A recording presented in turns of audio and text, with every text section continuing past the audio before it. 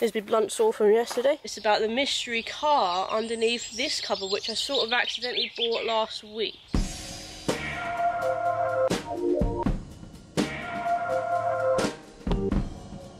Hi guys, welcome to another video.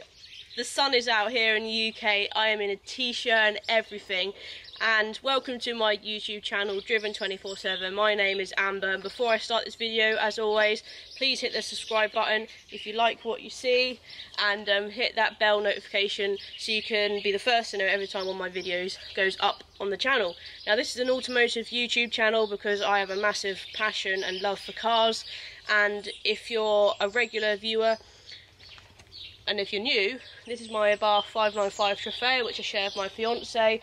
But this video today isn't about the Abarth, it's about the mystery car underneath this cover, which I sort of accidentally bought last week. Right, so I'm a good sucker for a car buying story, so I decided to write my own with this new purchase. It's a story that I wrote myself, and I made this purchase happen basically all off my own back. So where we now live, we sort of go through a popular town on our way home, and I'd seen this car parked up on the street, and it looked like it'd been exactly the same space ever since we've been in this place, so about 2 or 3 months now. And I thought, I don't think that car's really being used much. I didn't really know anything about the car. I thought, oh well, it looks pretty cool. That was that. And then I did a little cheeky sort of search on the vehicle and found out it wasn't really, well, it was doing about 1,000 miles a year, if that.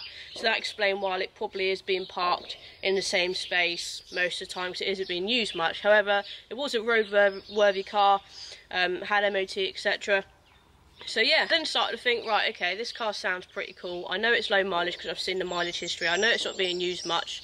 It's probably owned by an elderly person that probably isn't using it much. Those were my assumptions. So anyway, with that, I went knocking on the houses basically that the car was sort of parked outside. So I knocked on one house and they said, oh, the bloke owns it down there.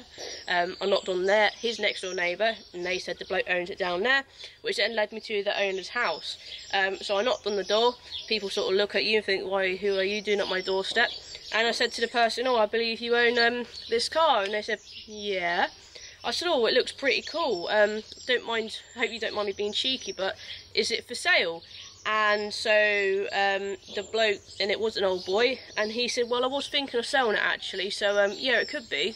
So with that information, he said, look, why don't I give you a ring and you come back later on this afternoon to have a proper look around it. So I gave him my number.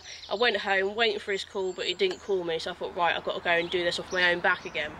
And without sounding pressurising, because I wasn't pressurising the guy, by the way, so me and Dale, later on that evening, as I hadn't had a phone call for him, we were going past the house, funnily enough, and then I thought, right, I'll go and knock on the door and, you know, see if he actually does want to sell it or not, just so I know where I stand and what sort of money he wants for the car.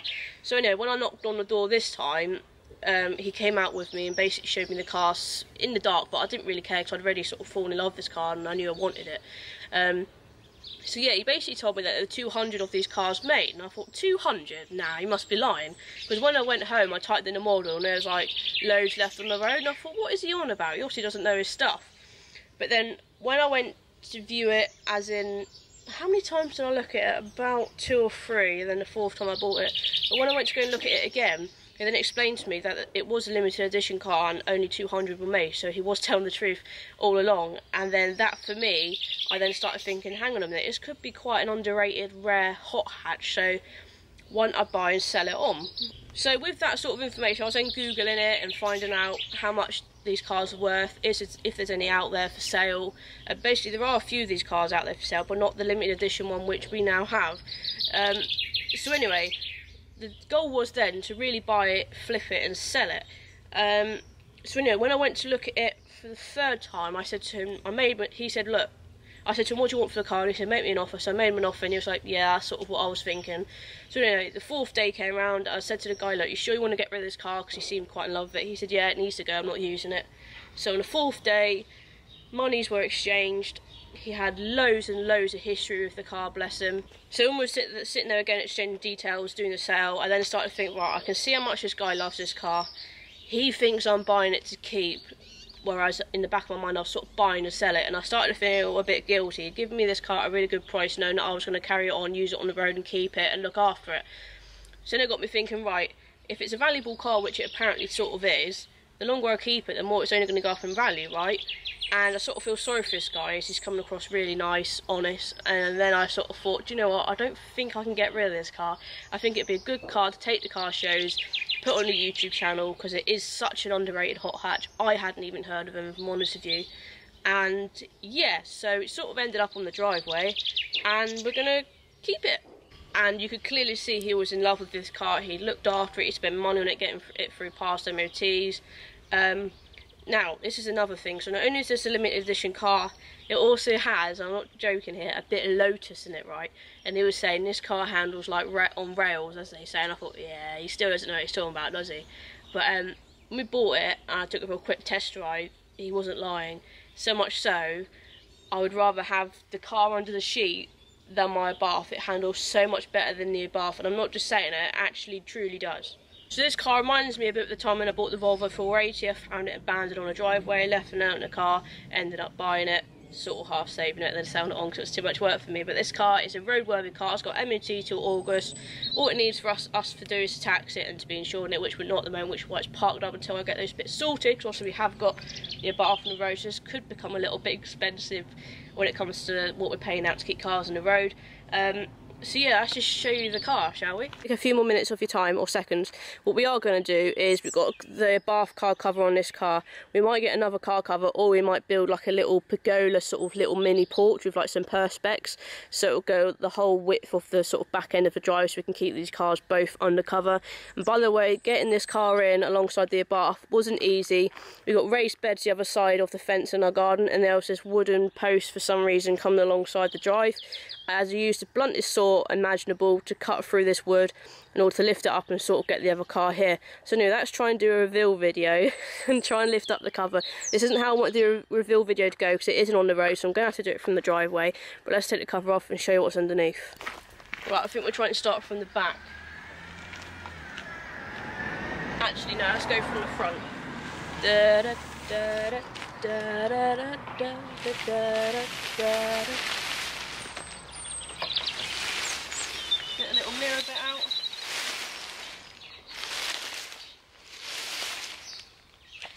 Do the mirror bit the other side.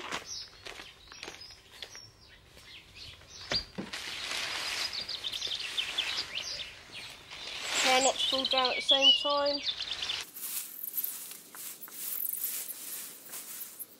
Oh, flipping heck, it's tight.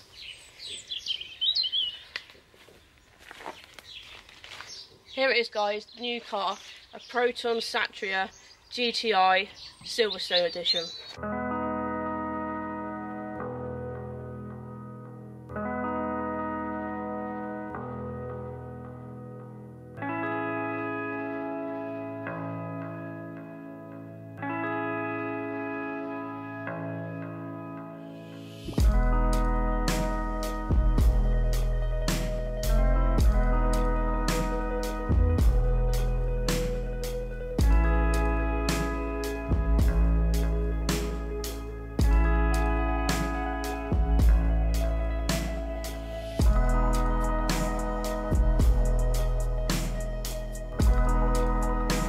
So, Proton is one of those cars that are known for sort of not making good cars, right?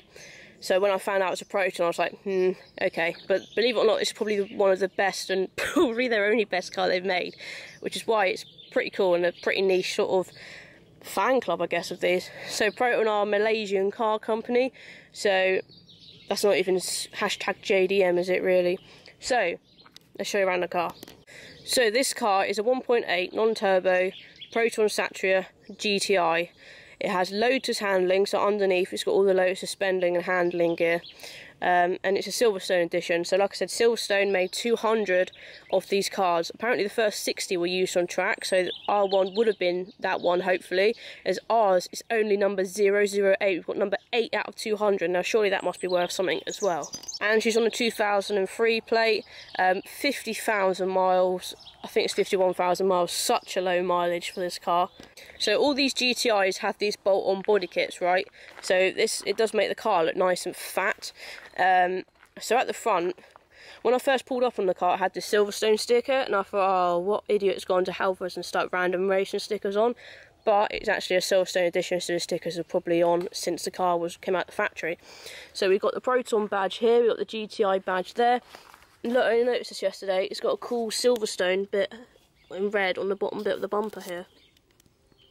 And inside, they haven't really missed a trick inside, as another thing that sold this car to me, it has Recaro seats. How cool is that? All the GTIs apparently come in this silver. Going along, the plastics need a bit of a refurb. We've got little red pinstripes. I'm literally in the... Oh crap, I've just split my trousers on the fence. I'm literally in the forest next door doing this because I'm running out of room. We've got a GTI bit there, and we've got another Silverstone little sticker there. All this car needs really is, it is roadworthy, it has got an MOT, it just needs a clean up. So we've got moss growing in the car, the wheels are actually looking really, goodness me, they haven't been curbed at all. Wheels are in really good condition, we've got some more moss here around the bolt-on bumper, so for a little valeting, detailing enthusiast like myself, this is perfect. If I try and go around the back of the bath, I'll show you the back of the Proton. Oh, goodness me. There's been blunt sore from yesterday. And the back's even better. Got a little Lotus bit there. See, I'm not actually lying. On the back here, that's where the money's at, see? Handling by Lotus. So I've got myself a cheap little Lotus. Another Silverstone sticker, another GTI sticker. We've got a nice boot wing. Really like this sort of angle. It's a really nice big fat booty. You can't see, but it's got a tailpipe. Oh yeah, you can. Either end. Apparently it's had a new Proton exhaust, so that's all sort of genuine. So yeah, the back of this is probably nicest angle. The car even came with 2 keys. It's got an aftermarket alarm which actually works, a master key. So I don't want to set the alarm off, but I think it's locked at the moment. So I think that might be unlocked, so let's try and show you the inside. This is literally as you've had the car. I've had the car a couple of days, haven't done anything to the interior, tidying wise. It's really hard because I don't want to bang the door on the bath. We have really nice white dials which light up blue. Apparently that should be a Momo knob we have there, and you know I like my knobs, so I saw about them in my bath video the other day. We've got this little carbon fibre sort of feel around the dash, which is pretty cool. Look how cool these like back seats are. They're nice and fitted. It's only a 4... Oh, it has got a centre belt, but I wouldn't like to stick 3 people in the back. So let's show you. Look at these. Recaro. And there's a Recaro bit there. So these are really nice and comfy, and look how good condition they are as well. Now these apparently, these little GTI bits are really rare. These only came with the Silverstone edition ones. So now let's show you the plaque. Right, here we are going in from the passenger side to get this plaque. See? 008 of 200. How cool is that? This car is so cool. It's got a little centre console. I love my centre consoles. Nice little glove box area. Now let's show you. Oh, he's got one in. So what he's done, a lot of old people do this, but I actually love him for this. He's put a mat over the mat. Now what he's covering up with this mat is a Silverstone mat. Now these again in red are really rare. Looks like that's, yeah. Oh no, it hasn't come off. It just probably needs cleaning. See. So yeah, it also came with a really rare. Oh look, it says GTI. The rest of those are in the boot. So yeah, we won't really have those mats out until we're at shows to show it off probably. So I think that's pretty much me covering the new Proton Satria GTI, the new underrated hot hatch, with a driving video coming soon. Hopefully I can get it roadworthy in the next month or couple of months, as I've got some prices. It's not too bad. It's just going to have to be trying to afford having the new hot hatch and the older hot hatch on the road at the same time, if we can. There are a few problems with the new car, little things. Boot struts won't hold the boot. A little bit of welding needs doing under the sill, but like I say, it's still roadworthy. It's still got an MOT. When we got in it and drove it the other night for the first time, we noticed some of the electrics weren't working, electric door mirrors, interior lights. So we're going to have a look around it today, or should I say Dale's. Going to try and sort out a few of the little electrics. Oh, and the horn doesn't work. So we're going to have a little bit of go on the, So we're going to try and see what does work, what doesn't work, and sort of hopefully there'll be quick and easy fixes to get the interior and all the electrics working again. So the exhaust system doesn't sound great. We're not going to modify this car, we're going to keep it standard, as again that's probably where the money is. It's already got a pretty low stance to it. It's fast enough. It's 130 horsepower by the way. and apparently the engine, it's like a Mitsubishi sort of Colt sort of look, so the engine in it, we had cars, now I've got freaking planes. So the engine in it is actually a Mitsubishi sort of Lancia engine. Some people do turbo them, we're just going to leave it standard as we might ruin it. Oh, Dale's arrived. All we are going to do is probably take the rear silencer out to make it sound a bit nice as it doesn't already. That's going to see my fiance Dale and Karen's video on in a minute.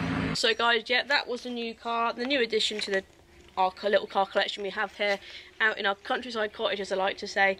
Now let me know your thoughts. Have you ever heard of a Proton? Have you ever heard of a Proton Satria's GTI? If it was yours, would you modify it? Would you keep it standard? I'd just like to hear your opinions. We've already made our mind up that we're going to keep it standard, but just want to hear your guys' thoughts.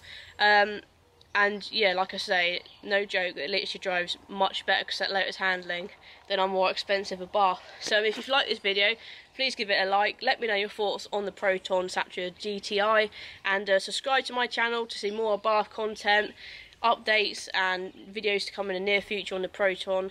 And yep, and do the little bell notification for every time one of my car videos goes up on the channel. You'll be the first to know about it. And make sure you follow me over on my Instagrams for automotive photography and updates behind the scenes of the YouTube stuff. And thanks for watching. I'm going to now enjoy this sunny weather now Dale's home. We're going to go out in the Abarth and have a good Saturday. Have a good weekend, guys. Have a nice day. Thanks for watching as always. See you later.